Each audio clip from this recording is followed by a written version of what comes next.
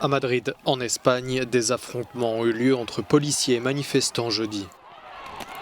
Plusieurs dizaines de personnes s'étaient rassemblées pour dénoncer les restrictions imposées par le gouvernement de la Communauté de Madrid, mais aussi pour réclamer plus de services de santé et dénoncer les inégalités sociales.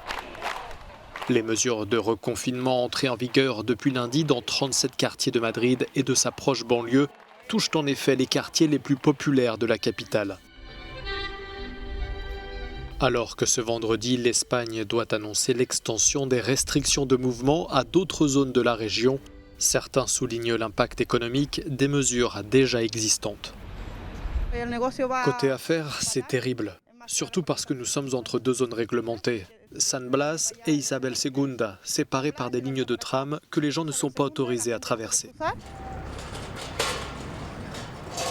Au Royaume-Uni, où l'épidémie est en pleine résurgence, le gouvernement a lancé jeudi, en Angleterre et au Pays de Galles, son application de traçage des cas de nouveau coronavirus, 4 mois après la date initialement prévue.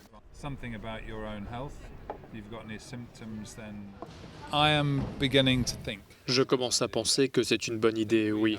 Je pense qu'il faut suivre un peu la ligne à partir de maintenant pour empêcher que cette chose ne dure pendant des mois et des mois.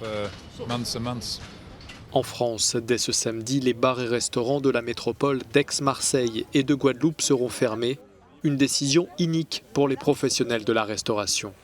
Dans ces zones classées en alerte maximale, les autres établissements recevant du public seront aussi fermés, sauf ceux qui ont un protocole sanitaire strict, comme les théâtres, musées et cinémas. Nous adaptons au territoire. Il n'y a aucune raison, que je fasse prendre les mêmes décisions à Tonneins dans le Lot-et-Garonne, qui a des indicateurs épidémiologiques satisfaisants, qu'à Marseille ou à Paris.